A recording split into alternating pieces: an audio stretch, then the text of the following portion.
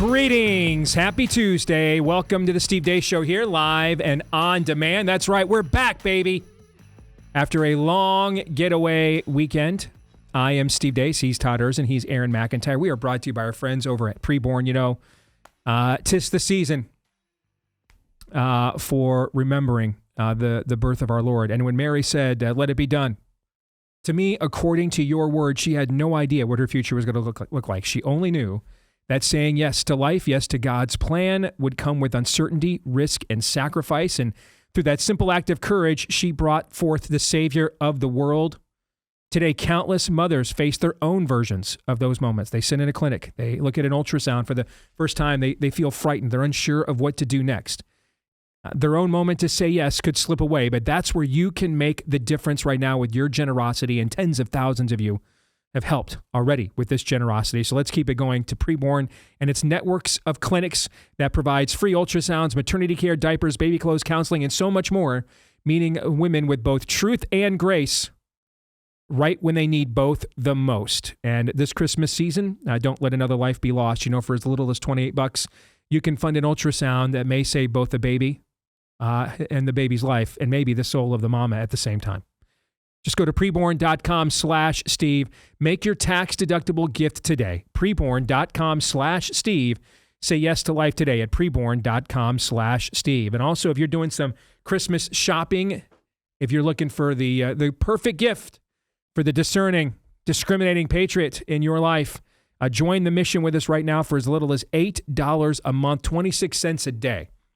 You can get an annual subscription to Blaze TV. In fact, if you subscribe now, you buy that subscription for your loved one or yourself for Christmas right now, you're with us through the next crucial midterm election cycle. You'll get everything we do, both that is available over the air, but more importantly, exclusively that we do, by joining with us and going shoulder to shoulder with us here with the mission here on Blaze TV. At blazetv.com/Deace, that's where you can go and use the promo code Deace. You'll get $20 off your annual subscription at Blaze TV, or the gift subscription at blazetv.com/Deace using the promo code Deace.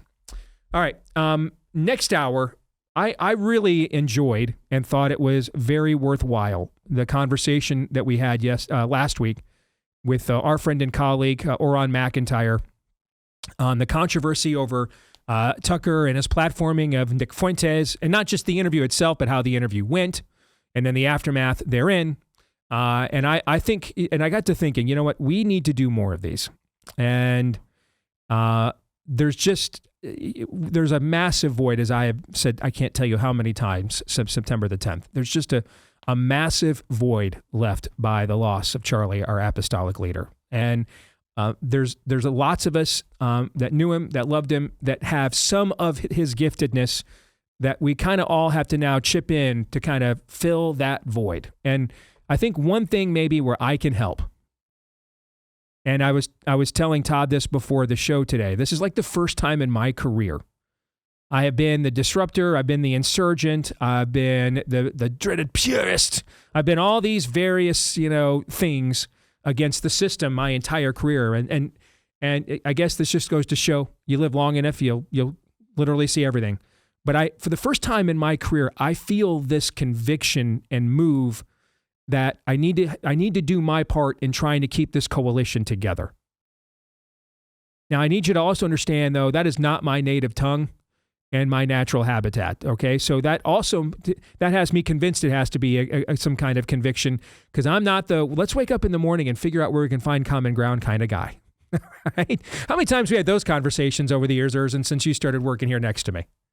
Small. Yeah, it's not very often that we sit here and think, well, how do we minimize the collateral damage to keep the coalition together? But I kind of feel like for the first time in my career, I need to play as much as I can while still doing what you guys, pay me the better than average bucks to do around here.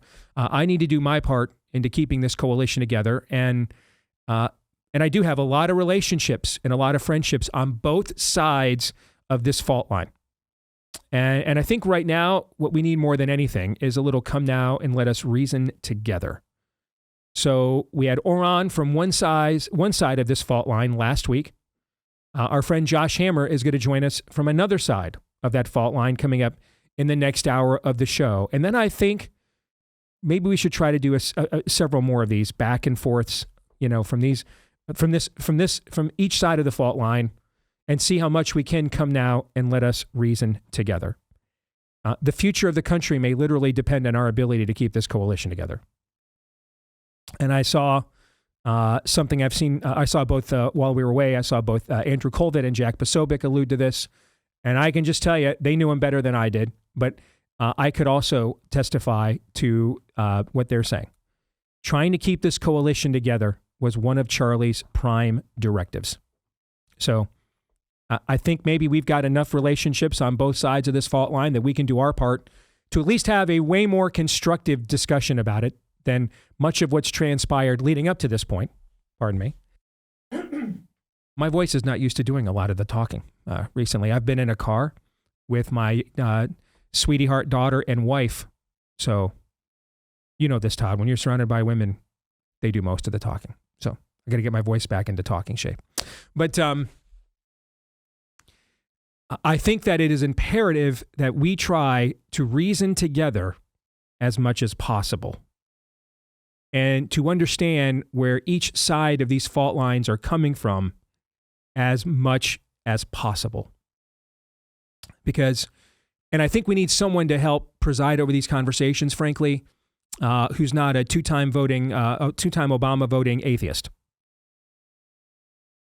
And if we're being honest, the individual I just referenced is one of the reasons this fault line even exists in the first place.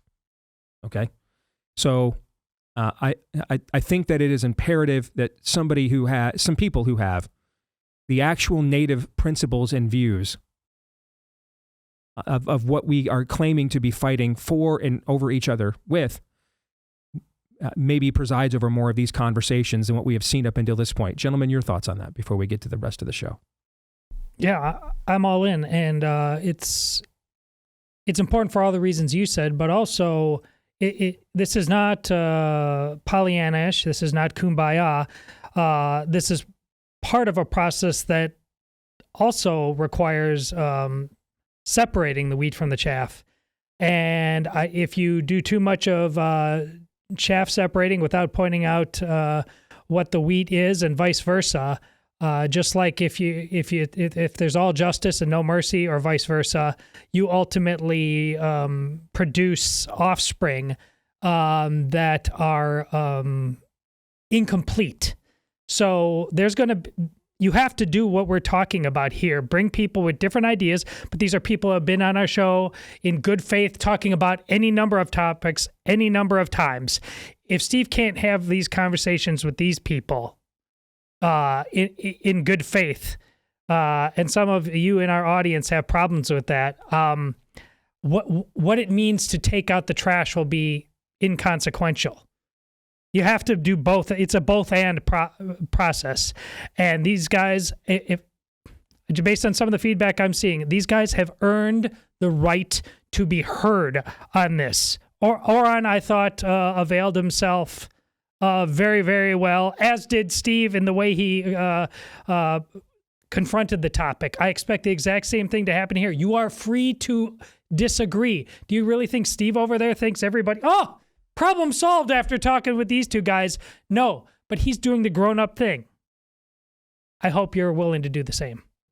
Yeah, and the only way out is through. And if you think it's just as simple as, in a macro picture, just a zero-sum game of one side of this debate winning and the other, and I'm talking from a big picture view, a macro view, it's just not that simple, and it's not going to get any more simple as we go along down the road. Mm-hmm. On a macro level, Todd is absolutely right. There does need to be some wheat separated from the chaff. But again, the only way that we can actually do that is by talking instead of pillaring, instead of demagoguing. And I hope that's in our small contribution. I hope that we can facilitate these conversations as much as possible. I also think the performance of the administration is going to set a lot of the tone in how we move forward with this fault line as well. Let me give you an example. If Tucker Carlson does the exact same interview with Nick Fuentes in the exact same fashion, nothing changes whatsoever, but it's in late February instead of late October. Aaron, you and I have, Todd, of course, well, all three of us at various points of our adult lives have been huge consumers of sports and sports media, right? And there are certain stories, and during, Aaron, you and I always ask ourselves, is this a May story or a season story, right? Is it the kind of thing when there's no college games that matter being played, so it trends on ESPN in May? Or would it be still a big story if it happened like right now with the season winding down and we're heading to rivalry weekend? You see what I'm trying to say? Okay. If we were at the end of February and the Trump administration comes out ablazing with all these executive orders and they're fighting on every one of these issue fights that we all care the most about, and then Tucker drops that interview with Nick Fuentes and everything is the same, nothing is different at all, do I still think that there is a great amount of consternation about it? Yes. Do I think there is the singular focus on it that we've seen in the aftermath of it? No, I don't. Because we're still largely an issue-driven, ideologically driven side. Right now, as we were talking about the few days before we took our break, our team has not been playing well in the issue arena. And so there's more time for us to focus internally on the divisions among us. You see what I'm trying to say? Yeah. And so the reality is, do I think that division over this could cost us the midterms next year? And the answer to that question is yes. But that also depends on what is the performance of the Trump administration next year. If the affordability economy turns around over the next 8 to 10 months, do I think that this division will cost us the midterms next year? What do you think my answer to that is? Probably not. Probably not. Because we'll be back on offense on issues that unite us and focused on taking the fight to the overall opponent that we are united against, right? Okay? But you start negatively scouting your favorite team, not when they're up by 20 in the game, guys, but when they're behind. You know what I'm saying? You start asking, well, how'd we get here? Who are we going to blame for this? That's when you start doing that. So I do think the performance of the Trump administration will have a big say in this as well. All right, a lot has happened since we've been gone. So the rest of this hour, we're going to spend it getting caught up on what happened while we were away. What happened while we were away, brought to you by more answers and a lot more questions. It's been well over a year since Thomas Matthew Crooks came within millimeters of assassinating then presumptive GOP presidential nominee and future second-term President Donald Trump. But the intervening weeks and months since that fateful day have been met with many, many more questions than answers. Basic questions like, who is Thomas Matthew Crooks and what drove this young man to attempt to murder Donald Trump? Basic questions left unanswered. Well, thanks to Tucker Carlson, reporting that's been corroborated or confirmed by the New York Post's Miranda Devine, as well as facets confirmed by independent journalist Brianna Morello, we're starting to get a clearer, or at least a picture of who Thomas Crooks was. Over the course of Carlson's 30-minute expose, it's revealed Thomas Crooks actually had a lengthy history of posting online. Prior to 2020, Crooks appeared as a run-of-the-mill to right-winger, posting, let's call them spicy comments on YouTube videos involving members of the squad like Ilhan Omar. Then in 2020, apparently a switch flipped, and Crooks started bemoaning Donald Trump, MAGA, and those skeptical of lockdowns. Many of his comments expressed violent ideation and were even flagged by other YouTube commenters. Carlson points out this was right around the time the FBI was setting up contracts with third-party companies to surveil Americans online for, reportedly, such behavior. Carlson also points out that after a brief interaction by Crooks with somebody named Willie Tepes, Crooks's digital footprint goes cold. Carlson looked into who this Willie Tepes could be, but came up cold as well, the only link being somebody going by the same name associated with an European Antifa organization. Carlson also points out something that was kind of reported at the time but went overlooked, that Crooks's body was cremated a mere 10 days after he was neutralized by Secret Service agents, something Carlson claims is uncommon. Carlson also reveals a photograph reportedly taken the day after the attempted assassination, showing an FBI agent from a hazardous materials task force hosing off the roof where Crooks was shot. Carlson says from his research and sources, it's uncommon for the FBI themselves to do this sort of dirty work, and it's typically outsourced to third-party companies. Carlson also says it's very much unclear whether or not various samples of Crooks's biological footprint were obtained for testing before the roof was hosed off and the body cremated. Carlson also reveals an Israeli company was able to crack Crooks' cell phone with ease, which flies in the face of early reporting about that matter, and that Crooks had encrypted messaging and email apps linked to foreign countries in Europe and Oceania. The FBI, even under Trump, has been tight-lipped. In perhaps one of the most mystifying parts of the episode, Carlson regales that Kash Patel and Dan Bongino interview on Fox News from earlier this year. How come we don't have more information on the assassination attempts on President Trump? There's two reasons, two open, ongoing prosecutions. You've been personally briefed extensively on every single detail, nugget, tendril of this case. One is actively in court right now, so out of respect for the case, it's probably more appropriate that I stay quiet on that. If there was a big explosive there, right? Given my history as a Secret Service agent and my personal friendship as a director does with the president, give me one logical, sensible reason we would not have. If you can think of one, there isn't. There in some of these cases, the there you're looking for is not there. What a baffling thing to say. Thomas Crooks is dead, of course. There was no trial against Thomas Crooks. And by the way, they weren't misspeaking. This wasn't an accident. We know that because the director of the FBI said the same thing once again under oath in front of Congress in September. I'd like to ask you, sir, and the FBI, under your leadership, would you please respond to these questions, and can you commit to doing that?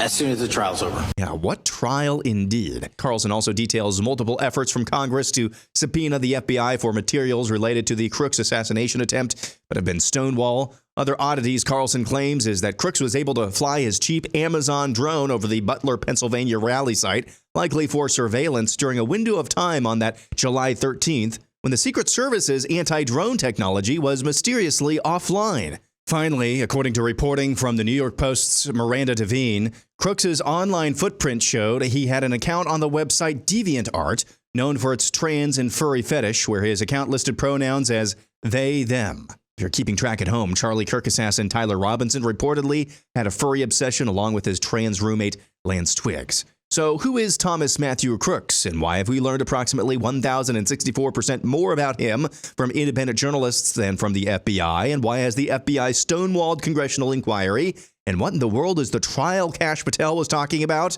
Wrong answers only. And that's what happened while we were away. Aaron's montage, a very troubling montage, mind you. Brought to you by our friends over at Relief Factor. Meet Bob. He is 63 years old. He spent 40 years, the body man and a painter. And obviously that took quite the toll on his body, as a matter of fact. So Bob says, hey, I could barely walk, couldn't make it up to the stairs. But by day 4 or 5 on Relief Factor, I started to feel the change. And 8 days in, I'm about 75% better. I'm comfortable now. I'm thoroughly impressed. What is Relief Factor? It's the drug-free supplement created by physicians who can prescribe drugs. Created to go after what is likely the cause of your chronic pain, too much inflammation in your joints. Now, no guarantee that you're going to be the next Bob, but over the years, there's been over 1 million people named Bob and Ethel and all kinds of other things that have tried the 3-week quick start. About 70% of them saw the kinds of results that Bob did and have stuck with the product long term. So why don't you see if you don't see a difference in your pain in 3 weeks or less, especially when it costs just $20 to find out. And that is at relieffactor.com. That is relieffactor.com. Get the 3-week quick start today. Just $20. Relieffactor.com. The tentacles, I think, gentlemen, that come out of, first and foremost, the outstanding 30-minute mini documentary by Tucker Carlson. I've watched it twice. If you have not watched it, you're doing yourself a disservice as an American. It's an outstanding piece of work. And then it's more than a footnote. Miranda Devine had an outstanding report in the New York Post over the weekend corroborating much of what Tucker reported, while also claiming that this Willie Tepes figure online, who is seen kind of instigating and egging on Thomas Crooks, Tucker said that they found some traces to him with Antifa. Miranda said that they actually found a digital footprint to him going back to a neo-Nazi group. And they both were, and then Miranda pointing out that that he had ties using they, them pronouns and furries. Just as Aaron pointed out, that's a very similar story to Tyler Robinson. And so it should be no surprise then that the attempted assassination of the opposition figure, the figure that is the most seen as the leader of its opposition by the enemy in the spirit of the age. It should be no surprise then that the attempt to assassinate him is also like a valley of Megiddo here. The amount of tentacles, the amount of subplots that come out of this event and touch even things we're talking about right now. It's incredible. And that's why I left this entire rest of the hour open to break it down. In fact, let me just start here with it seems major now, but overall it's a minor subplot. The controversy over Tucker's interview and what happened there at the Heritage Foundation and the way Kevin Roberts reacted to it. And people are still resigning from the board. I saw Robbie George resigned, I think, on Friday. Well, what did I say at the time while being heavily critical of the interview myself? No, we're not canceling Tucker. We're not doing that around here. That's not who we are as a movement. I'm not saying there's no such thing as no enemy. I'm not saying there's any such thing as no enemies to my right. I'm a Bible worldview guy. A biblical worldview does not permit you to be a tribalist. It just doesn't. In fact, it has the opposite instinct, which is to be more willing to hold your own side accountable than your opponents and your enemies. That notwithstanding, we're not just going to sit here and attempt to cancel. What did I say at the time? Despite all my criticism, I said, not having any clue Tucker was working on what we just referenced, and you can watch now for yourself. I said his entire body of work going back to 2018, I would stack it up against anybody in our movement as the most impactful and important. Did I not say that? Yeah. And this is just yet another chapter in it. This is outstanding work. Absolutely outstanding.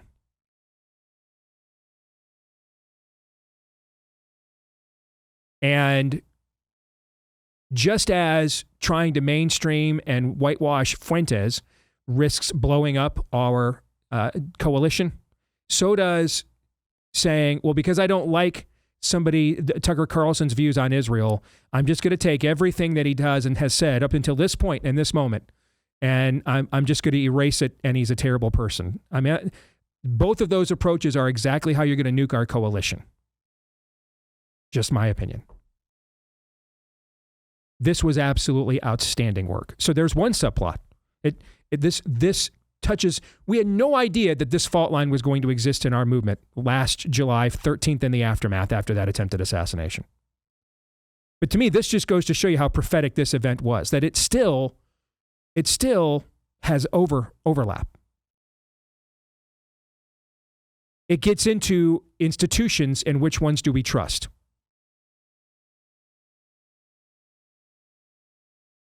On a personal level, I am telling you, I'm losing my resolve not to heavily push back on what we have seen out of this FBI. And I have tried to display an incredible amount of patience out of my respect for Dan Bongino, whom I've known for years.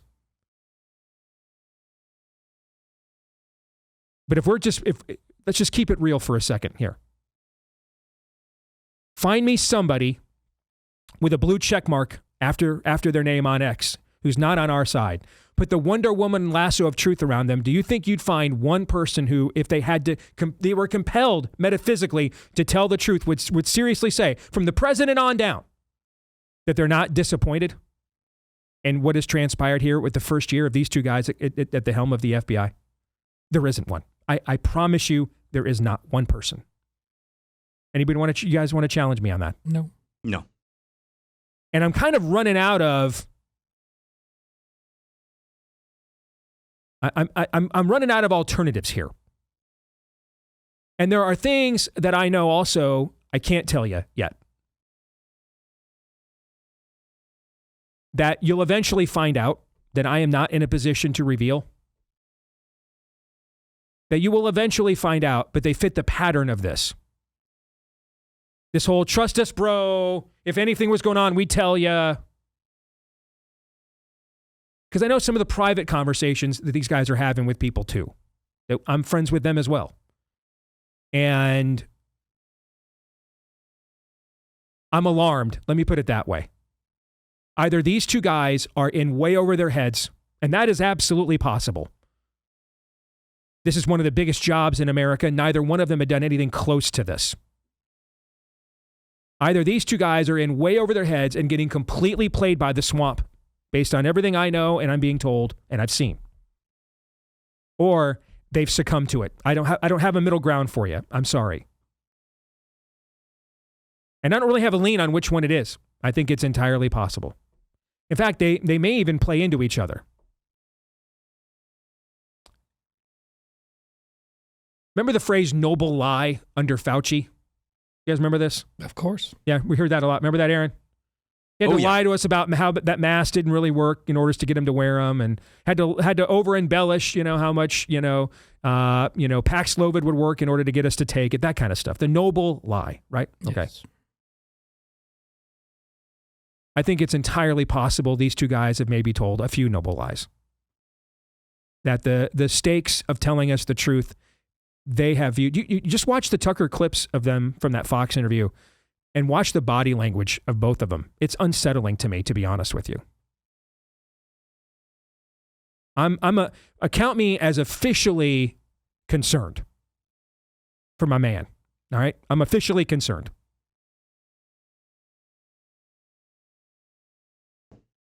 It's the same pattern over and over again.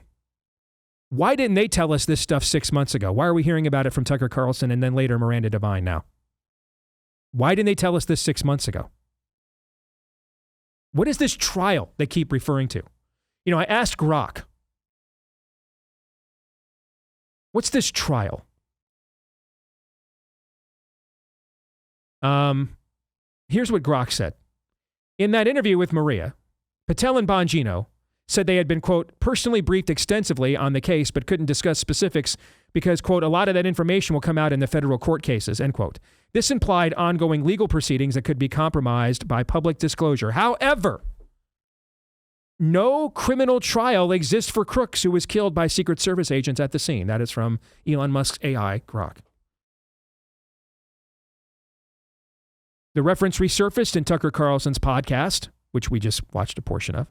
Carlson accused Patel, Bongino, and the FBI of misleading the public about Crooks' motives and online activity, like there was no digital footprint despite ample evidence to the contrary. Carlson highlighted the interview clip questioning the trial excuse as a way to avoid scrutiny, especially since Patel's FBI later confirmed Crooks acted alone with no foreign ties after analyzing 500,000 files and 1,000+ interviews. Patel pushed back publicly, defending the investigation's thoroughness and calling Carlson's claims inaccurate, while Bongino has praised the agent's response as following protocol.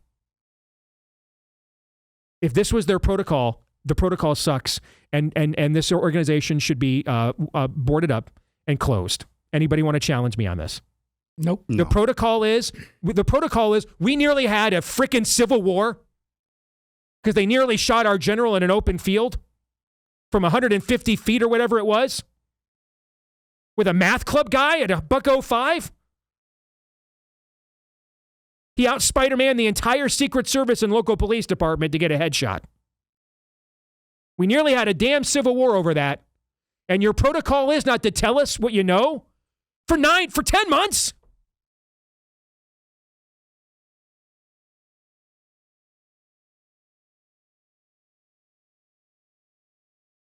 Basically, Grok says Grok has no idea what Patel and Bongino were talking about. The only thing that I could come up with is maybe they were talking about the Ryan Ruth trial. But then again, as Carlson said, this is twice now when it comes to Patel, his testimony in September, and I believe that was either close to or after the time that Ruth's trial had taken place. He was specifically asked about the Butler assassination, and he again invokes this trial. So maybe they misspoke multiple times, but that's the only thing I can think of. Ryan Ruth being the golf course would-be assassin. Yeah. Which has its own questions as to why that would have any parallels and not telling us about Thomas Crooks. But there are more issues that this event touches on prophetically. So it deals with the current fault line. Who are we going to cancel? What's the litmus test for who gets to be listened to and accepted around here? Then the fault line of these institutions apparently are so corrupt and far gone, they corrupt our own people when we put them in charge of them. So just board them up at this point. But then we get into spiritual war, trannyism. We're going to talk more on that here in a moment.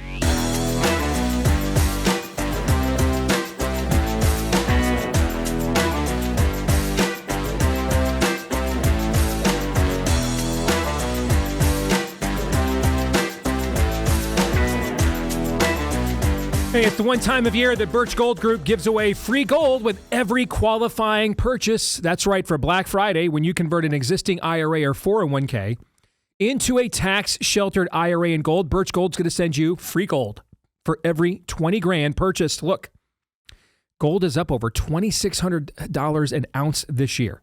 By October, it was over $4,000 an ounce. There's a possibility if the court says to Trump you can't do unilateral tariffs that next year you're going to see gold go up even more as the administration then inflates gold to then sell it off to pay down some of the debt to try to reduce our inflation problem here at home. So gold thrives in times like this, times like these with uncertainty. So if you're looking to diversify your savings, Birch Gold can help you. Plus, now through November the 30th, get free gold with a qualifying purchase. Just text my name, Steve, to 989898. Claim your eligibility for a free info kit on gold and build your opportunity for free gold right now. But this opportunity, it ends on November the 30th. So take advantage of it. Don't wait. Text Steve to the number 989898. Text Steve to 989898 for further details. Todd, you said something to me during the break. I want to make sure the audience hears this before I move on to some other tentacles of the attempted assassination of Donald Trump by Thomas Crooks last year. Well, after watching this whole thing, as poorly as it was executed in cinema, I was left to conclude that, yeah, whatever you think about the deep state, it's way worse. I mean, this is just Phantom Menace stuff. I think the entire system is captured. I don't think this is beyond Dan Bongino's intellect, his dedication, or anything like that. I just think the monster, not just because it's numbers and it's inconvenient. I just think there's such real evil within the government. I mean, it looked like he was blinking SOS with his eyelids. Yeah, the body language there is bad. I don't know what level of threat. Like, you have no idea how deep and dark the shadows are that he's receiving. And I'm not even talking about him. I'm talking all the way up to the president of the United States, no matter which party it is.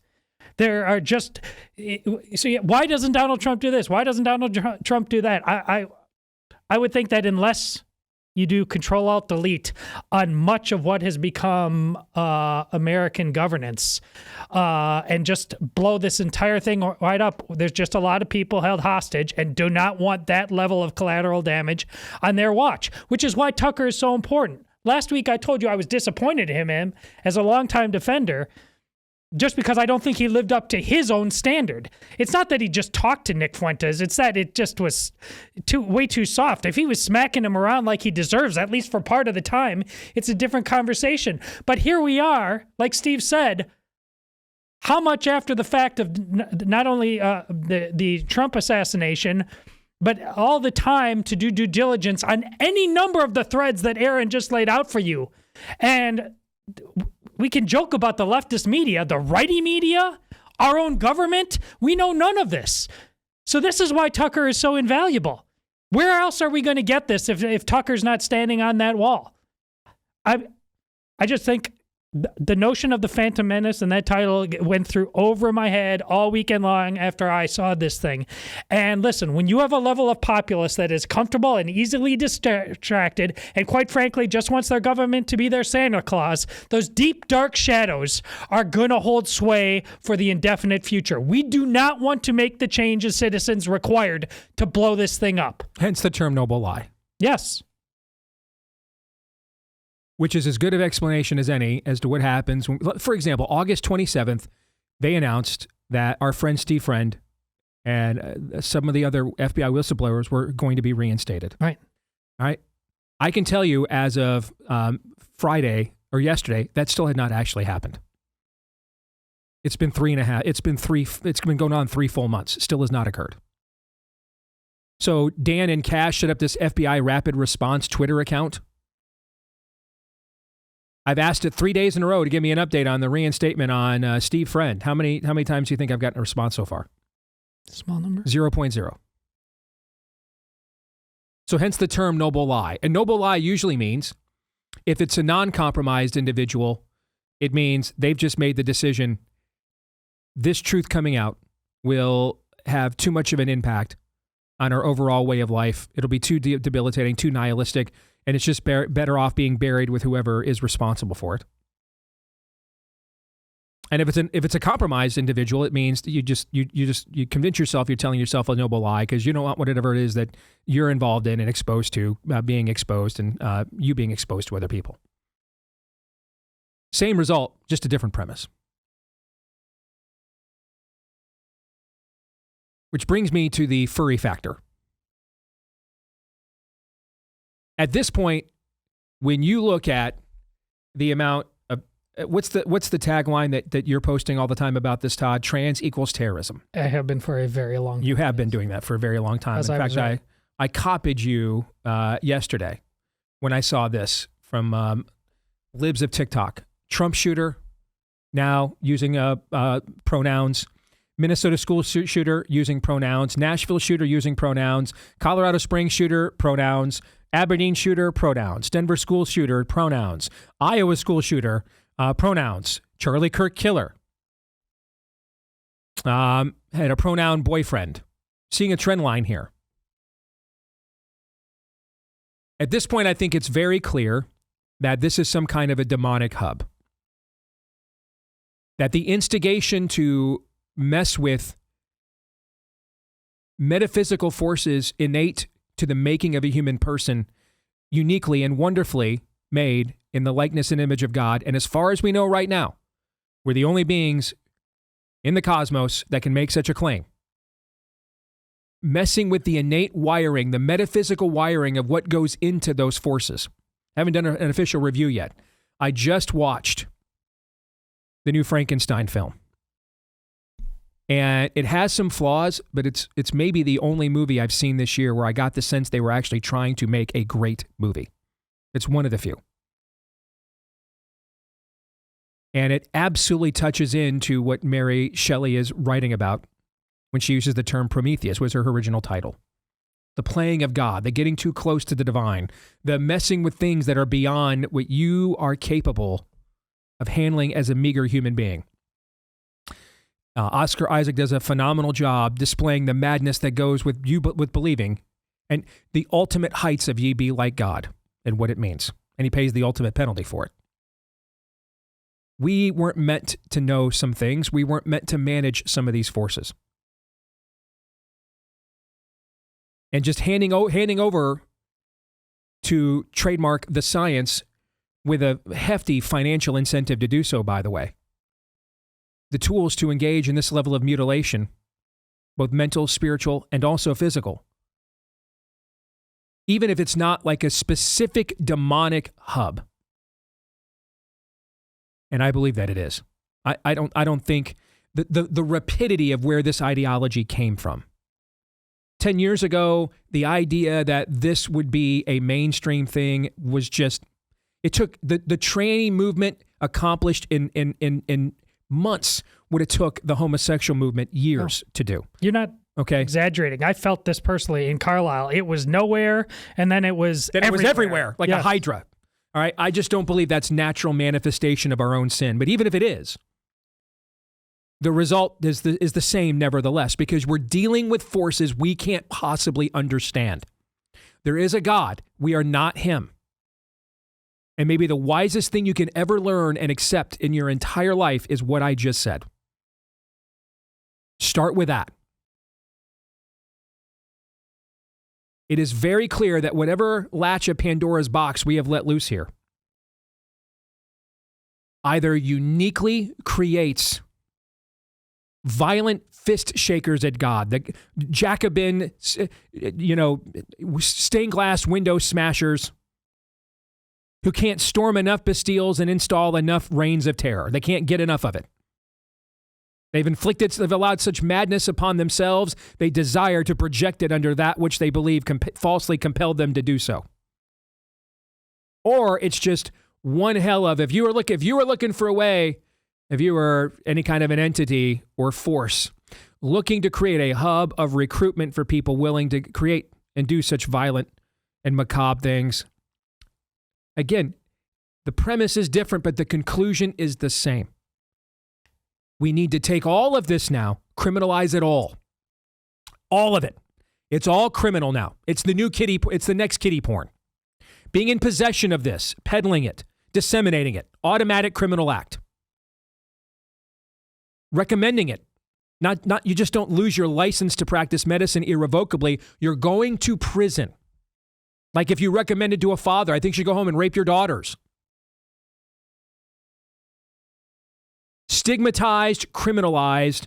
Take that latch of Pandora's box, attach it, all right? Metal nails, liquid nails, molten lava, whatever you have to do to make sure that that latch on Pandora's box may never be opened again. Gamma radiation, whatever it takes, do that. We have unleashed a social contagion upon ourselves that is not sustainable or controllable and is a hub of darkness, if not outright demonic oppression.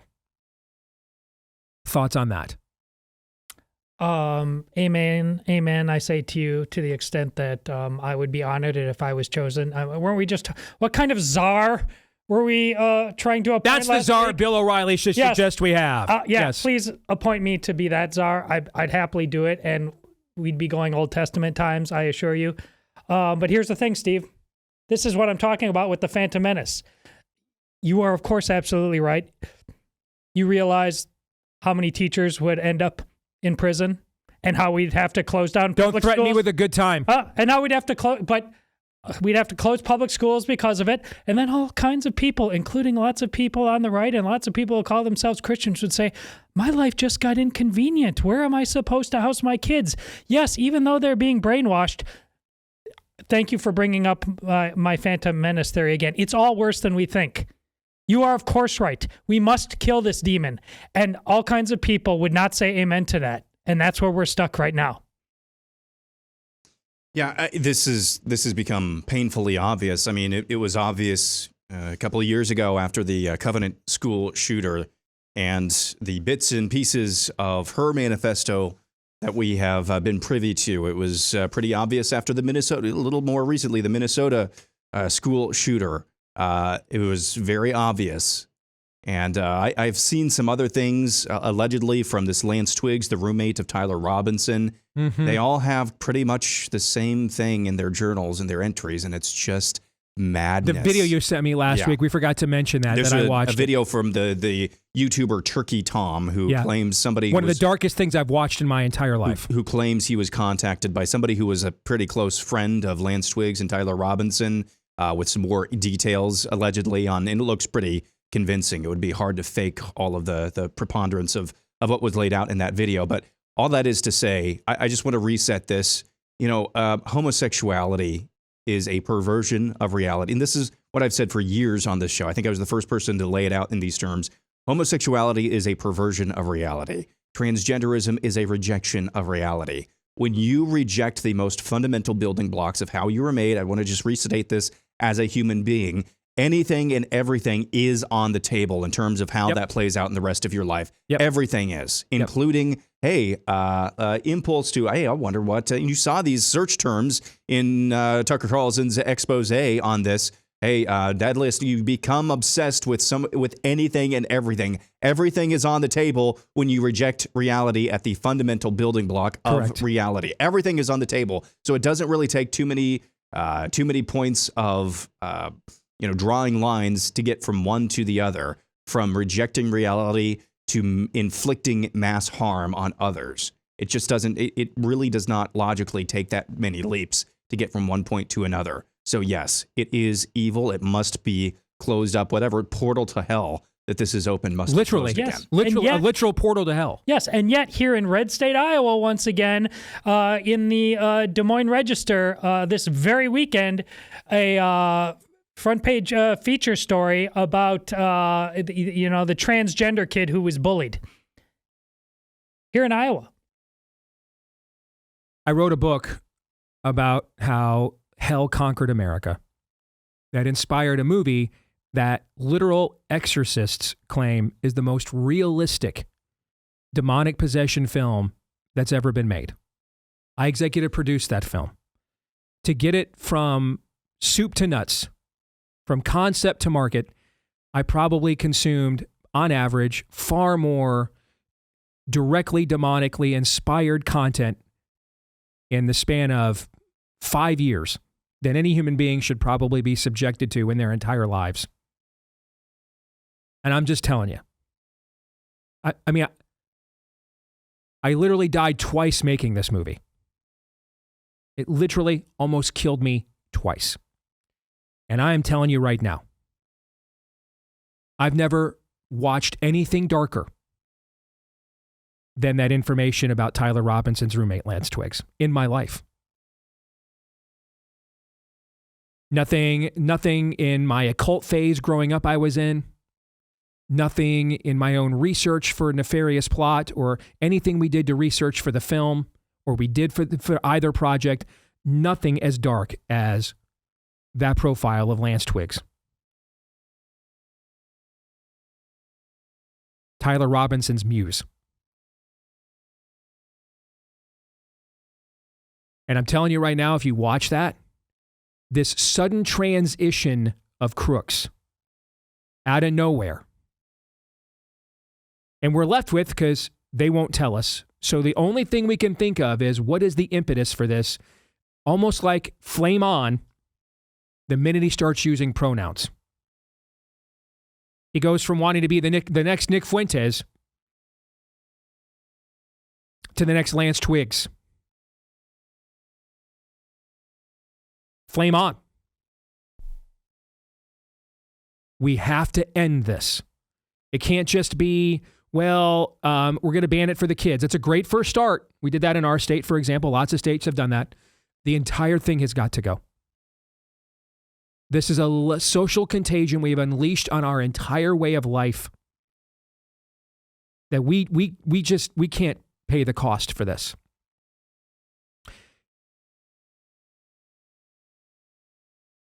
And the overall cost that we have paid on our side for this. We lost the greatest leader our movement had to this. We nearly watched our current leader get assassinated by this, which would have caused, who knows, God only knows the ramifications of that. Without question, what happened last July in Pennsylvania, one of the most prophetic events, literal spiritual warfare, playing out in the seen realm. And we're just calling it news. Hour 2 is next.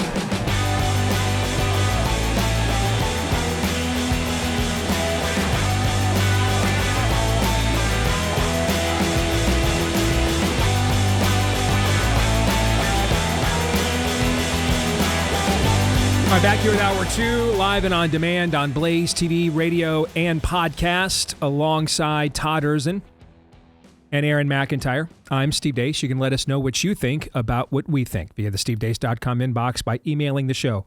Steve@stevedeace.com. That's DEACE. Like us on Facebook, MeWe, and Gab. You can follow me at Steve Deace Show on X, Instagram, and TikTok. Please don't forget to subscribe to our new YouTube channel at Deace Show on YouTube. Again, that's at Deace Show on YouTube. And then finally, if you're a podcast listener, thank you guys so very much. You're the biggest part of our audience, and we greatly appreciate you because likely without you, we're not here. So thank you. Please show how much you love the show, though. Confirm it for everybody by leaving us a 5-star review on your podcast platform of choice. Of course, we would never ask you to lie. So if you don't like the show at all, by all means, don't lie.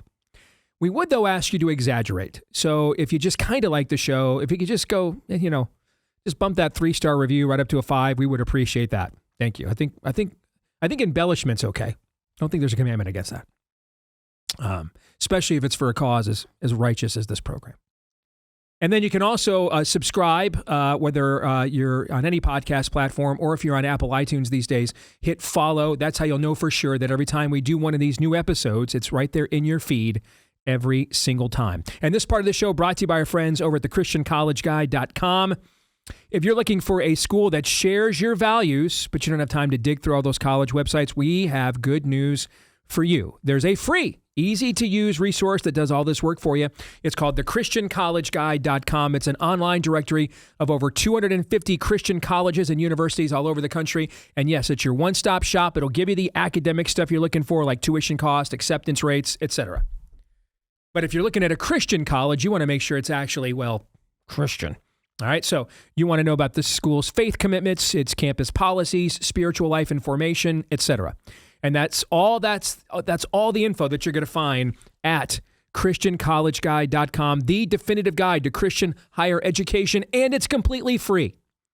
So go to ChristianCollegeGuide.com, get started today, all right, with a free user profile at ChristianCollegeGuide.com. So there have been, and there continues to be, a lot of disruption in our ranks right now in the aftermath of this fault line that went seismic with Tucker's interview with Nick Fuentes a couple of weeks ago. And as I said at the top of the show, I can't do much. None of us, there's no single individual in our entire movement who can do much to singularly fill the void left behind by the loss of our apostolic leader in Charlie. But one place where I uniquely could be a part of a team of individuals to try to fill the void, because it will take a team of individuals to fill his void, is similar to Charlie. I have a lot of unique relationships on both sides of this fault line. And I think right now, more than ever before, to quote the prophet Isaiah, we have to come now and let us reason together. And I think more than ever before, I think we need to hear what everybody thinks on each side of these fault lines rather than retreat to our silos. For the first time in my career, I feel most of my career has been, I've felt a great conviction to disrupt the current paradigms. And for the first time in my career, I kind of feel this conviction to try to see if I can hold our coalition together and be a part of a movement to do that. And so last week we talked to our friend and colleague, Oron McIntyre, and specifically, I wanted him to address things that I wrote in the aftermath of that interview, just knowing Oron as I do, that I knew he was going to disagree with. And I wanted you guys to hear what he had to say, why I said what I said, and then let you hear what he has to say about what I said and what he thought of it. And at that point, we're going to trust you to be adults and make up your own mind. This week, I want us to go to the other side of the fault line, one that I would more typically, at least as it pertains, that's the thing. Depending on what the impetus is, I might be on a different side of the fault line. But clearly, I would be more on Josh Hammer's side of the Fuentes-Tucker fault line. Which is why with Josh, as he joins us now, our old friend as well, and still somehow has managed to completely fool and connive the people at Newsweek into continuing to give him a letterhead and authority over there, which just mystifies all of us. So it's good to see you, Josh, again. How are you, brother? Steve, I'm doing great. Always a pleasure joining, my friend. So I wanted us to spend a little bit of time here, long-form kind of conversation this hour with you, Josh. And I want it to be a little bit more broad. And clearly, the Tucker Fuentes thing will be a part of the conversation, but just having you respond to points I made 2 weeks ago is a little played out now. And so, especially because I'm thinking you're probably going to agree with a lot of the points I made 2 weeks ago. And if the audience wanted to hear me, what I already said, they could just hear it from me, right? So I want to kind of get a broader view from you of where we are at on the right and where you think we are going. And I want to start with a point I have made on my show and see if you agree or disagree. That I believe attempting to whitewash or mainstream Nick Fuentes could irrevocably split our movement. And I think you saw evidence of that in the aftermath of this interview. But I also think attempts to cancel Tucker Carlson could irrevocably splinter our movement in the other direction as well. And especially when you're looking at the overall body of work of Tucker, the current Israel debate notwithstanding, including the outstanding mini documentary he just produced this weekend that told us more about Thomas Matthew Crooks than we've heard from the FBI in 2 years. But what are your thoughts? Well, Steve, look, I did agree with much of what you said in the aftermath of this interview. And let me just first say that I applaud you for that. It takes courage, frankly, to say some of these things, especially given Tucker Carlson's very large microphone and given the fact that he does have, as you correctly say, a very, very long track record, at least prior to his going independent, going back to his Fox News days in particular, of really being quite excellent. And no one knows that better than myself, Steve, because I was a daily viewer of Tucker Carlson's Fox News monologues. That was must-watch television during the COVID-19 scamdemic and the Black Lives Matter riots in particular. I actually defended Tucker for forever, even when I had a lot of friends back in the day who said that he was kind of wink, wink, nudge, nudging to a lot of shady folks. I didn't really buy it back then for one reason or another. I was a former guest on his Fox News show. We had very pleasant interactions. I mean, I could go on, but I was a mega fan of Tucker Carlson is kind of the point that I'm basically trying to make here. And no one has been more dismayed over his descent into crank pottery over the past 2-ish years than myself for that very reason. And I think it's very important, Steve, to stipulate a couple of things here. One is that anyone, very much including Tucker himself, by the way, who says that the reason that there's been all this backlash and this fighting is because about the country of Israel, that is a total red herring. Steve, I would give anything to just have like a civil fight about U.S.-Israel relations. I welcome that. That's totally fair game. Of course, Americans can debate that. Of course, Americans can debate what America's Middle East policy should look like, what America's level of foreign aid should be there. I've actually been a vocal proponent of trimming down and ultimately ending America's foreign aid to Israel and to everywhere, for that matter, for a very, very long time. All of those conversations are more than fair game. I think when you look at Tucker's body of work over the past year and a half, 2 years, it's evident that we're talking about something considerably more than that. And it's really not just the Jews, although he does seem to have a rather interesting and peculiar focus on the Jews. As Victor Davis Hanson himself said on a recent YouTube episode, when you start doing things like saying that the Old Testament is terrible while the New Testament is great, while simultaneously bringing on not just one, but multiple amateur pseudo-historians who say that maybe, just maybe, America chose the wrong side in World War II. Maybe, just maybe, the Germans didn't actually intend to kill all those people. They just, they had all these too many displaced people from Operation Barbarossa in the Soviet Union. Maybe when you do that there, maybe when you start saying that, that Israel is committing genocide and you adopt the language of Code Pink and all that stuff there, maybe there actually is something to be said here for a peculiar focus on the Jews. But I think the salient point is really this. And in many ways, this is one of the theses of my book, actually, is that when you start attacking the Jews this much, making them the peculiar focus of your ire, you're not actually ultimately talking about the Jews, are you? The Jews going back thousands and thousands of years are here, there, and everywhere, an avatar, a proxy for something considerably broader than that. They're not they as the original recipients of the Word of God, as the original people of the book. They are symbolic of the broader biblical inheritance, which I argue is essentially synonymous with Western civilization as we conceive it today.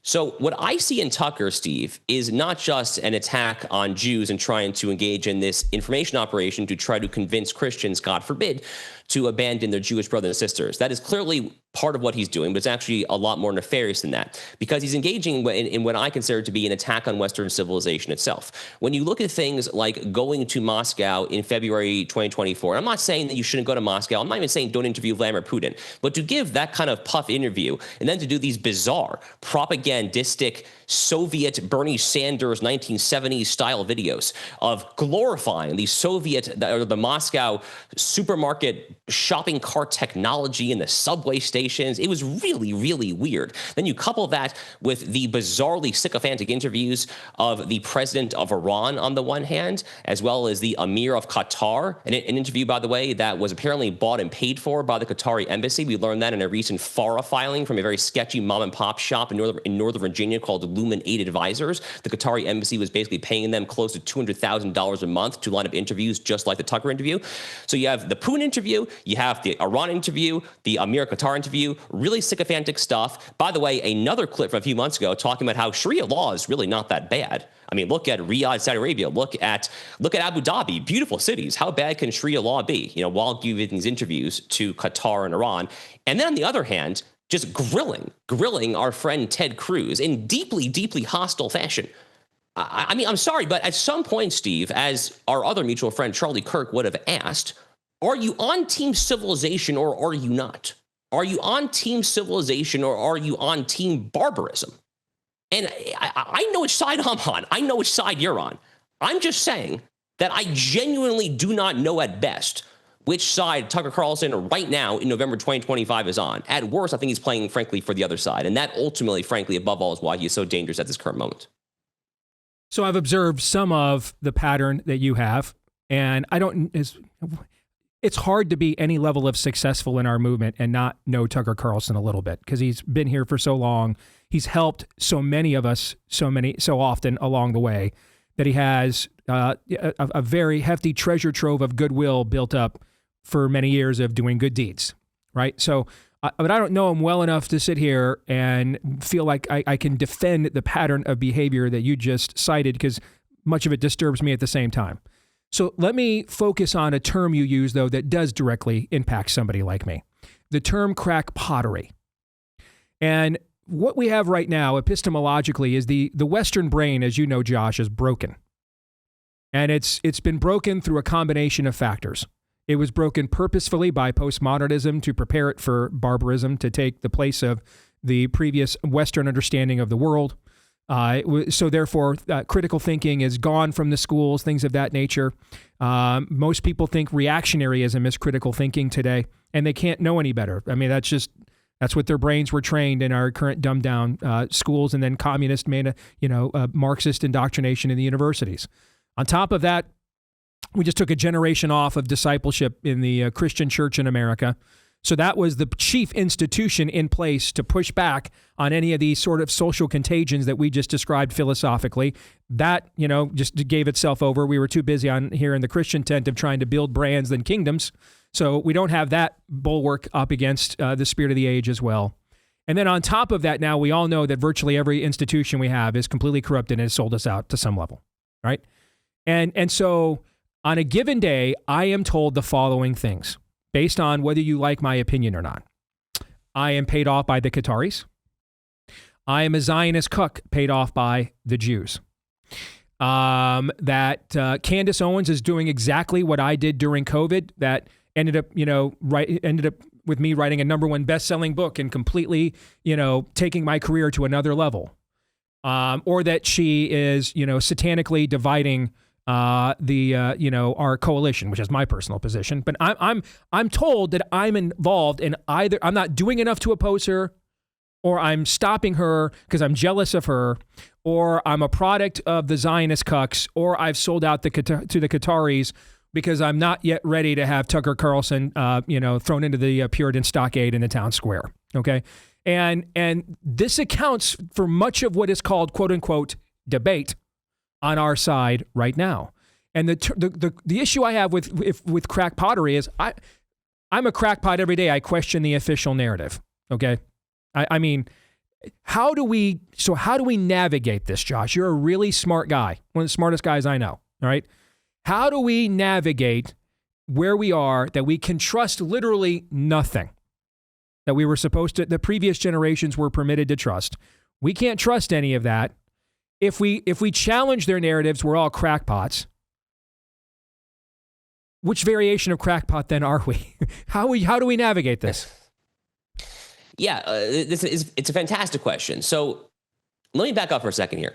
So Steve, when I do interviews a lot these days, especially with Jewish media and Jewish reporters, but just in general, a lot of people ask me how we got to this point, where it's not just the anti-Israel stuff, but also just genuine, out in the open anti-Semitism, the likes of which none of us have seen in our lifetimes. And there's a lot of explanations for that.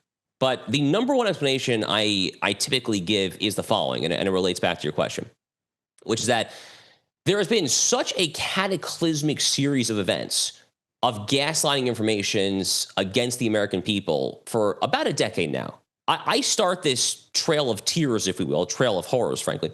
I start this with the Russiagate hoax. To me, that's the starting point of it. And then that leads to the Mueller probe, which gulps up 2.5 years, give or take, of the Trump presidency. Then there's the horrific year of 2020 with the scamdemic and the Black Lives Matter and the two-tier system of protesters and the 2020 election, all that entails, and the Hunter Biden laptop and the 51 deep state spooks and Clapper and Brennan. Then there's the Biden presidency, and they literally tried to incarcerate and prosecute their top political foe, all while trying to prosecute pro-life grandmothers under the FACE Act. They were calling, on and on we go. The auto pen. A lot has happened. A lot has happened to genuinely cause the American people to lose the ability to trust authorities and narratives and elites. I've been saying that myself for years. The amount of columns and podcasts and shows that I have done and words that I have written and spoken talking about the the extraordinary blinkered myopia and ideological wokeism on steroids of the American ruling class. I have spilled so much ink on this topic. But the unfortunate downside of this is that historically speaking, going back thousands and thousands of years, when you get to a point where a people lose that much trust in narratives, and God forbid they start to lose their ability to discern right from wrong, truth from fiction, left from right, up from down, good from evil, etc., there is historically one group of people that disproportionately stands to be blamed and to be put in the crosshairs of that. And it's not a coincidence that, to get back to what I was saying a few minutes ago, that is the original recipients of objective truth, of the word of God, and that is the Jewish people. That's one of the reasons why the Jews have been scapegoated in such societies that lose the ability to discern truth and to accept narrative, et cetera, for millennia. So I'm not blaming the American people at all. I have been one of the loudest people actually out there saying that the ruling class sucks, and there's a reason why we've lost the ability to separate right from wrong. The question, which you astutely raise, is what we do at this particular time. I guess I don't claim to have all the answers. I can say a few things. First, I would highly encourage those in the audience who have not already done so to actually watch your own Blaze TV colleague, Allie Beth Stuckey, who did a whole episode last week trying to answer this very question through the prism of Candace Owens. Allie Beth did a whole episode talking from a specifically Christian perspective. She was citing scripture all the time, a lot of New Testament, some Old Testament, scripture on scripture on scripture about how Christians should be involved in the act of asking questions and investigating. I thought Allie Beth hit a grand slam home run, so I strongly encourage that there. I guess I would just say that you have to try to be intellectually honest as much as possible with yourself. You know, the reason that I would talk about Genesis 1:27, this notion of the divine image imperative for our Catholic friends, Imago Dei in Latin, in the Hebrew, B'Tselem Elohim, the notion that we're made in the image of God, is that we really do have that spark of the divine in us. And with that spark of the divine comes this innate ability. As much as the ruling class has blinkered our ability and cloud our ability to separate right from wrong and fact from fiction, there is still somewhere in there, somewhere between the ears in each and every one of us, the ability to have some basic moral intuition as to that which is not totally crazy from that which should be viewed, at least absent strong evidence to the contrary, as crazy. So you have to try to do the best you can. And the other thing that I will say is that when there is an established pattern of behavior of someone who's just consistently getting things wrong, like on an empirical level, like not even like talking about moral intuition, but just actual empiricism results, that person should probably lose credibility. So that gets us back to our friend Tucker. Tucker's gotten a lot wrong over the past couple of years. I mean, he massively, infamously at this point, got the Iran-Israel war wrong. He warned that there would be thousands of dead American soldiers. He was somewhat hilariously warning against World War III. When I debated Dave Smith, his frequent interlocutor, when I debated Dave Smith at Charlie's Turning Point USA debate back in July, I said the same thing on stage. I was like, you predicted World War III. How have you not lost credibility? Well, Tucker, same thing. The vice president, by the way, said about a month ago that if you were making those predictions and did not admit you were wrong, you should probably do so. That was Vice President Vance said that about a month ago, just to back up what you're saying. But go ahead. Yeah, and that's amazing that JD said that, because everyone knows that JD and Tucker remain close friends. So I don't really know what those private text messages looked like there, but I'm sure Tucker got the message to an extent, loud and clear. I'm not sure that he cares, frankly, but I'm sure that he at least heard the message. But that's another thing, Steve, and I'll stop filibustering, but you have that basic Genesis 1:27 moral intuition, but even more to the point, when you have an established track record of just botching stuff and just getting it wrong because you've descended down some rabbit hole and you start to see the world through a singular prism of ideological dogma and not results, when you're just getting it wrong after wrong after wrong, you probably should show some humility. And if you don't, then we should stop listening to you, frankly. See, my historical read of anti-Semitism is that it does tend to take effect when critical thinking is lost in a culture. It does tend to take effect at the most debased periods throughout human history. And that's why I tend to find it just real low IQ, low T, frankly, and knuckle dragger mentality. I find it like it offends me in its reactionary stupidity, or the term I've used recently. The right really has a choice. We can choose Charlie Kirk revival or reactionary retardation, and that's our European brethren chose the latter. okay? Because they didn't have the church. They don't have the church at all in Europe. It's dead. Church is dead in Europe. And so reactionary retardation is all they are. And now they're angrier than they ever were before, but they're so outside any form of mainstream, they can't get any calculus of normie voters to vote for them. They have no agency, nothing. There's really no conservative party in almost any of these Western European countries that gives them any agency or any definitive answer. And therefore, they have kind of boxed themselves in where, frankly, they're going to probably have to do the kinds of unconventional things, I guess we'll call them, that history has shown we've had to do when such moments have occurred. They couldn't possibly vote their way out of it, even if they wanted to. The candidate pool just is not there to actually enact on what they state they believe. And that is, frankly, one of the fears that I have of kind of the road that we are going down. So it seems as if you view anti-Semitism, even as a Jew, you view it as even more of just a basic instinct, like along the lines of what I just described. Is that fair? Look, anti-Semitism, Steve, is virtually never about the Jews. For the very simple, again, empirical reason that the Jews are always such a small minority, where whatever the alleged accusation that they have corrupted and ruined society. But you guys own all the banks. You guys own all the porn companies. You guys own all the Hollywood studios. I mean, this is the stuff I see tweeted out every single day on X. Right, and like whether in contemporary America or historically, it's empirically just not really ever possible because the Jews are literally just that small of a minority. But a society that turns to the Jews is historically a society that is in the throes, that is in the midst of a broader social, cultural, and civilizational rot, some sort of profound decay. And there's also the corollary to that. There's not a single example that I can ever think of a society that has ever been better off for going down this hole. On the contrary, and this is actually the reason that Alexander Hamilton, that Benjamin Disraeli, that many great men have cited for knowing that God exists, is because the Jews are still alive today and they've always conquered. They've always managed to survive all the people that have managed to turn on them. So you're not really playing the odds game very well, frankly, when you just look at the long view of human history and how this stubborn, stiff-necked group of people, as the Jews are famously referred to in Exodus and throughout all of the 5 books of Moses, you're not really playing the odds game very well when you start to turn on the Jews. But again, it's not about the Jews. I mean, it's kind of an overwrought expression. It's kind of a trite phrase, but it really is a canary in the coal mine of something considerably broader going on here. It could be an epistemic crisis. It could be a crisis of meaning. It could be a crisis of social solidarity, a crisis of economic distribution, and the younger generations not feeling all of the wealth. By the way, Charlie actually felt that this was actually a major factor here, Steve. Charlie frequently said to me that he thought that one of the reasons that anti-Semitism was rising among younger millennials and Gen Z was due to their precarious economic predicament. And he thought that if you could somehow turn that around, a lot of this Jew hate stuff, as he'd like to call it, would start to die down, which again kind of supports our thesis that it's not really about the Jews, it's about this broader scapegoat thing.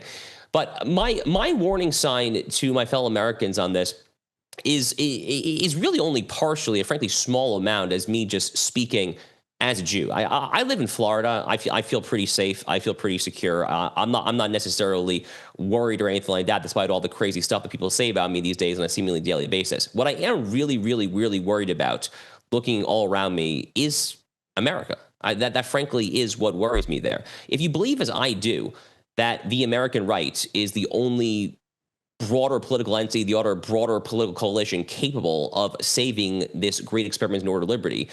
And if you watch some people trying to take the right in this bizarre direction that is not just anti-Semitic, but as I've said, is increasingly looking, frankly, anti-American and anti-Western civilization, then you have a lot of reason to be very, very concerned. And I think that, above all, is why I and many others are really sounding the alarm right now. All right, Josh, we'll get back to you in a second after we talk about our friends over at Patriot Mobile. They have been on the front lines of building the kind of parallel economy many of us want, so we don't always have to do business with people who hate us. And in the case of Patriot Mobile, you don't. And it's not just because they have the same values, you want to support them. But there's a reason why our family have been Patriot Mobile customers now for over 5 years. It's an excellent product. And then the value added is that you share those values with them as well. Maybe you're thinking, I can't make the switch, Steve. I'm tied into a bad contract with a communist company. They've got contract buyout programs to see if they can get you out from underneath that thumb. All right. Making the switch can never be easier. Keep your phone, upgrade your phone, keep your number, switch your number, and you'll start with a free month of service if you use my name, Steve, when you go to patriotmobile.com/Steve. Again, use my name, Steve, for a free month of service to get you started today. When you make the switch to patriotmobile.com/Steve, you won't sacrifice quality or service. Chances are it's going to get better. patriotmobile.com/Steve. Use the offer code Steve to get started with a free month of service today. By the way, just to follow up on what Josh just said, it's hard not to notice how the algorithms on places like X are greatly rewarding anti-Semitic tropes to the point that even a guy who's a Zionist skeptic like himself, Alex Jones, was complaining a couple weeks ago, there's too much Jew hate in his feed. So I just asked Grok, as Josh was talking there a minute ago, do the Jews own all the banks, is what I asked Grok. Here's what Grok said. The largest banks in the world by assets are predominantly Chinese state-owned or controlled institutions. In fact, he listed the four largest banks in the world, and they're Chinese-owned and controlled. Industrial and Commercial Bank, China Construction Bank, the Agricultural Bank of China, and the Bank of China. He said in the United States, the biggest banks, J.P. Morgan Chase, Bank of America, Citigroup, Wells Fargo, Goldman Sachs, Morgan Stanley, are publicly traded corporations owned primarily by institutional investors such as State Street, Vanguard, and BlackRock. They own pension funds, mutual funds, and millions have individual shareholders. Their CEOs and board members are of very diverse backgrounds. In other words, they're all choking on DEI. He said none are exclusively or even predominantly Jewish. Now, this is from the AI that pronounced itself Mecha Hitler just a few months ago. You guys remember that? All right. And then Musk was like, I think we need to reprogram this thing. Okay. So this is from the AI that pronounced itself Mecha Hitler when it went live a few months ago. And is part of a website whose algorithm, we got four guys here. Any of us, we got about a minute here. Anybody want to challenge that the X algorithm will just feed you all kinds of Jew hate and anti-Semitic trope? No. If you wanted to. If you click your For You tab. Are we 4 for 4? We all agree on this? And so this is from the AI here, from X. I found that interesting. All right, so Josh, real quick, just want to make sure people heard what you said earlier. If tomorrow President Trump said we're going to end all foreign aid, including Israel, you'd be in favor of that? Well, what I've said, Steve, is that I want to see a plan to phase it out. I don't think you should cut it off overnight. But what I will say is this. There's a lot of, so the current MOU, the Memorandum of Understanding, the Big A package, I think is up for renewal in 2028. I would not like to see a massive deal inked. I'd like to see some sort of, I don't know. I mean, to make up a number, like a 3 to 5 year deal with a plan to phase this out. So I wouldn't cut it off tomorrow, but I do think that the aid ultimately is not great, frankly, for either country, for either America or Israel. All right, we'll come back more with Josh Hammer here in a moment. Stay tuned.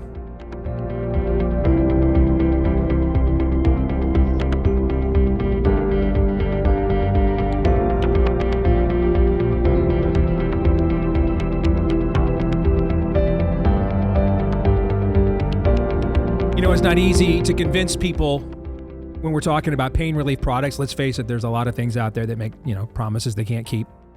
That's why I made sure we tried the Chirp stuff here amongst ourselves before we recommended it to you. I gave Aaron the Halo, and Aaron, you came back with a rave review for that, right? Indeed.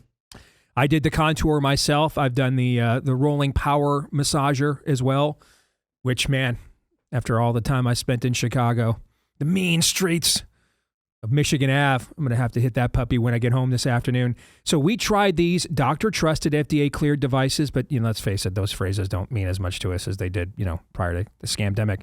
So how about we just try them ourselves and see if they work? And we came back with rave reviews. So what do they do at Chirp? Well, their mission is simple: bring relief to as many people as possible so that you can feel better, restore your energy, make self-care simple with clinic-like treatments that you can do at home yourself without all the expensive appointments. So here's how you get started with Chirp right now. Go to visit GoChirp.com. Visit GoChirp, like Birdie Chirp, CHIRP. Visit GoChirp.com/Steve. And if you use the promo code Steve, you're going to get 10% off site-wide.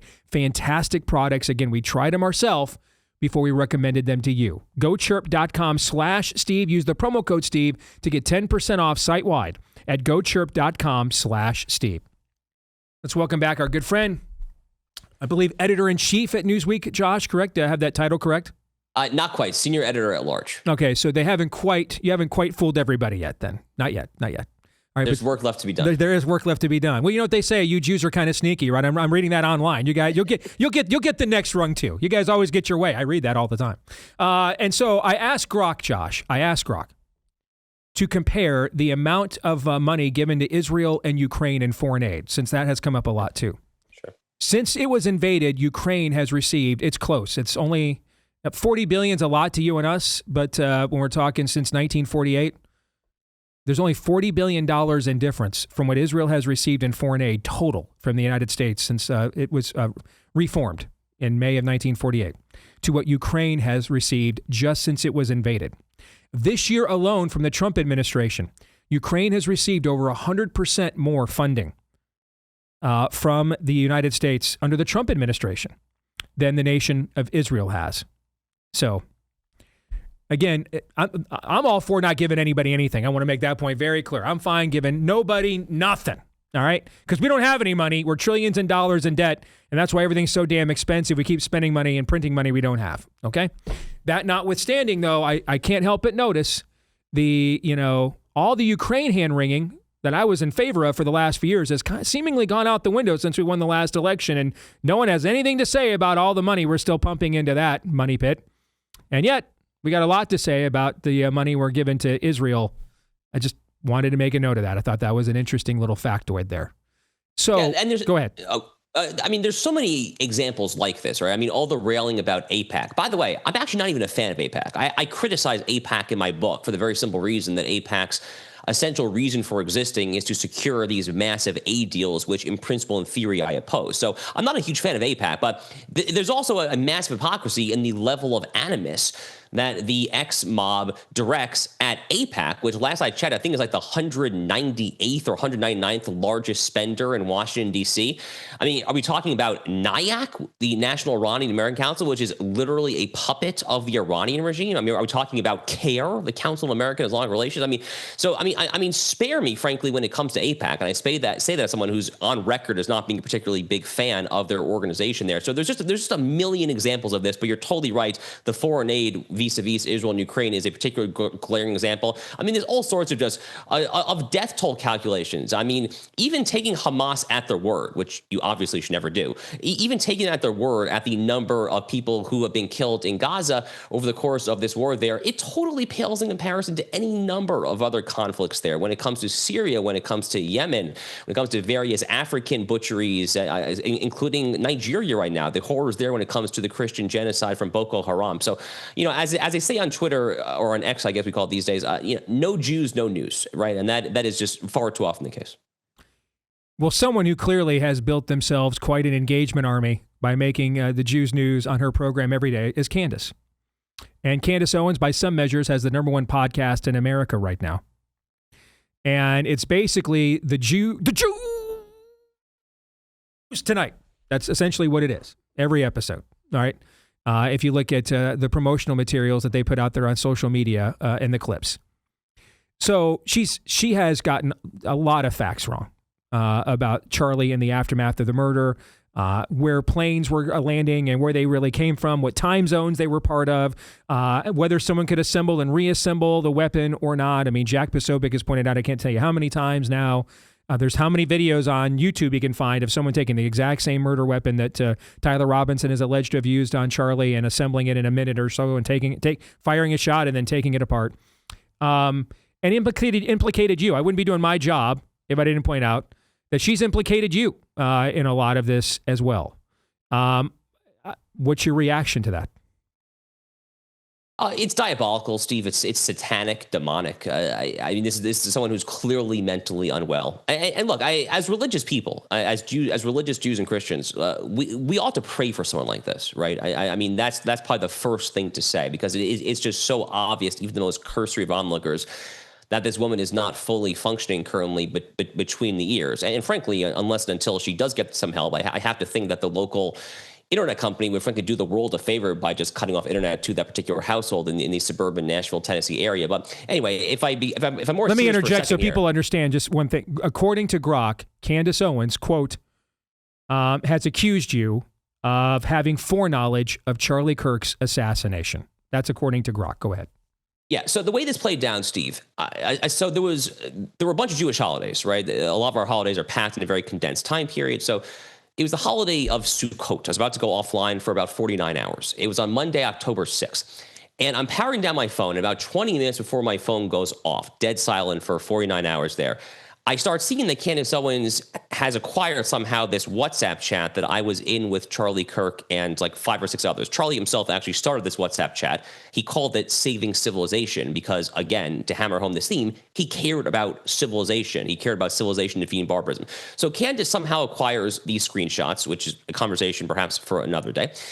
And she distorts some of these screenshots and then takes totally out of context, a tweet that I had a day or two before Charlie's horrific murder, talking about Irina Zarutska's terrible murder in Charlotte, to say, oh my God, Josh Hammer's talking about public executions. He must have had foreknowledge of Charlie Kirk's murder. Steve, Charlie was a good friend of mine, just like he was a good friend of yours. I spoke with Charlie less than 24 hours before the murder. In fact, I spoke with him on a Zoom call the night before when he invited me and a few others on to actually strategize on the exact conversation you and I are having right now. He wanted my input as to how to best combat what he would like to refer to as the Jew-hating mind virus on America's university campuses. We talk about this stuff all the time. And Candace says that I had foreknowledge, that I was complicit in the murder. It's evil. It's absolutely evil. I was bawling hysterically in tears when this happened. My rabbi actually called me to check on me, and maybe like, I don't know, an hour after we got the news. I couldn't stop crying. I could barely talk to him. It's horrific, absolutely horrific stuff there. It's almost assuredly also defamatory under tort law here in the United States. We've talked about the law a million times on this show. I'm a lawyer. I know a thing or two about defamation law and the First Amendment. We have a very, very good defamation case if we decide to go down that path. The statute of limitations in Florida is 2 years. We have plenty of time to try to mold that there. But Candace Owens is an immensely destructive force in American society and in the American podcasting scene, on the American quote-unquote right today. I'm not even sure if she thinks of herself, frankly, as being part of the right. And again, I would just say 2 more things. One, we genuinely should pray for her. I actually genuinely mean that. That is incumbent upon all of us as religious men of good faith, Jews and Christians alike. We should pray that she gets the help that she needs. 2, I would just encourage the audience again. I mentioned this earlier. Our friend Allie Beth Stuckey had a fantastic episode last week about how to do, from an actual religious perspective, what Candace is purporting and attempting to do right now, which is to ask questions and try to investigate. Candace thinks that she's doing it in a Christian way. Far be it from me as a Jew to tell her whether or not she is doing that, but I think Allie Beth Stuckey has a little more credibility, and she has a really, really convincing argument that Candace is not. So I pray for her, but right now what she's doing, Steve, is nothing short of evil, and you deserve a lot of accolades for calling it as it is when it comes to Candace Owens. Final question, brother. I know you got to get out of here, so 2 minutes. And I saved this for last, and I didn't want to lead with it on purpose, but I'd also be remiss if I didn't ask you this. What does the term woke right mean? I do not know. I thought I did. I've been called woke right. I've been hated by people from the woke right. I've been called woke right adjacent. Again, the term, I think I kind of know what it originally meant. Now it kind of seems like we just kind of throw this around. If anybody doesn't want to surrender to the system and wants to disrupt the current political paradigm now, it's considered woke right. So I really genuinely don't know what it means. What do you think it means? So the term, if I understand it correctly, originates with James Lindsay. And James and I agree on a lot of things. We disagree on a lot of things. We agree when it comes to the specific issue of Israel, and I appreciate the fact that he's pro-Jewish at a time where not everyone in the public space is particularly pro-Jewish. I appreciate that. James and I definitely disagree when it comes to the notion of so-called Christian nationalism, which I think he thinks is a very bad thing. I think, if channeled properly, is a constructive thing and very much a force for good, actually. We disagree on things like so-called separation of church and state. So we have a lot of our disagreements. I happen to not be a big fan of the exact term woke right, if I'm putting on my political theory cap and thinking about what the term does and does not do. My colleague at the Edmund Burke Foundation, Yoram Hazony, the NatCon guy, actually had a great essay at Blaze Media on this exact topic, explaining why, from a political theory perspective, this term is not particularly helpful because you're essentially muddying the waters when it comes to wokeism itself, which in the not so distant past was the singular threat really for all of us on the right, focusing our ire on the woke left. Having said all that, having said that I have disagreements with James, having said that I don't actually love this term as it is, the phenomenon that he is more or less getting at is a real phenomenon, and we ignore it at our peril. What is the phenomenon? The phenomenon is what we're talking about on our conversation here. We're talking about the Tucker Carlson war against Western civilization, the Candace Owens war against Western civilization. Essentially, Steve, I would say this. If you are a conservative who believes that the broader biblical inheritance is the unequivocal foundation stone and the building block of Western civilization. If there is no West without the Bible, sure, the Greco-Roman, Aristotle, Cicero, fine, reason, Athens, that's important. But if you don't think that the Bible is the singular foundation stone of Western civilization, and contra Tucker Carlson, that includes all of the Bible, as the American founders themselves understood. That's why they put things like Leviticus on the Liberty Bell in Philadelphia. If you view all of the Bible as the building stone of Western civilization, then you are part of Team Civilization. You are part of Team Conservative. If you are engaged in some sort of war against that entity, including war on parts of the Bible, including war on America's and Western civilization's enemies, or excuse me, siding with those enemies, countries like Iran, Qatar, Russia, et cetera, then perhaps you are not actually on Team Western Civilization, and that could make you what I think James Lindsay would say is quote unquote woke right. I wouldn't call it that, but I see the phenomenon that he's getting at, and again, we ignore it at our peril. Good to see you, my friend. Thank you for joining us. Appreciate it. Always a pleasure, Steve. Thank you. Thank you, Josh. So, Todd, how's the Cove Pure doing over there at the Erzin household? Still holding up? Oh, more than holding up. I mean, it is just it's an old friend in the Erzin household already. You know, it puts in the work, but it keeps on ticking. So this is the water purifier. It gets rid of up to 99.9% of the the contaminants from your water. You put it right there on the counter, right? No major install that it goes beyond the grasp of either one of us, and you guys just have fresh water, any temperature you want, available right there in your kitchen. Anytime you want. We were just talking last night, my wife, about how just her nighttime getting a hot beverage, it just doesn't require like the planning it did before. She's just like, I feel like tea, I'm getting tea. And if you're watching us right now, you can see the device that holds the Cove Pure. It just looks like another kitchen appliance sitting right there on your counter. Yeah. So it fits in pretty good. It's not like some kind of monstrosity eyesore. Most people will think it's probably a Keurig or something like that when they walk into your house. All right. So if you're looking for a gift that's good for your loved ones and one that they will actually use, and it comes with the Erzin family seal of approval, make sure you go to covepure.com/Steve. And when you do, you'll get a special $250 holiday discount for Christmas shopping. All right. Hurry before this sale ends. All right. Again, covepure.com/Steve, giving you a special $250 holiday discount at covepure.com/Steve. And Cove, just like it sounds, COVE. Covepure.com/Steve to get the $250 holiday discount. All right, gentlemen, we've got about 3 minutes here remaining in the show. Thoughts on the conversation we just had with Josh Hammer? Exactly what I thought it would be and why it was going to be worth doing, just like with Oron. I do think his point, very charitable about how Jew hatred isn't really often about Jew hatred. It's really a scapegoat for various failures in a lot of people's lives, and I think that plays out on line. I mean, we have a lot of people that claim that they're victims right now. You're not being drafted into Vietnam. You're not getting on a Higgins boat to storm the beach in Normandy, but you're acting like the world owes you a favor and it's the Jews' fault. I thought Josh was incredibly charitable on pointing out, I think we need to clean up some stuff at home, and at least the Jew hatred part, a lot of it will probably go away for the time being until it comes up in another generation. Aaron? I'm sure there's a segment of people who probably believe that Oron is part of some sort of cabal to wreck the thinking of American youth or young men or things like that, and that he's an actual Jew hater in the classical sense. And there's going to be a segment of people who think that Josh is just completely captured by the Zionist cabal. and not hear him say things like, actually, I think Christian nationalism actually might be a good idea if channeled properly. You know, I actually oppose AIPAC. I oppose all of the aid sent between the countries. Let's put an end to that. I would just encourage people, yeah, this is really contentious.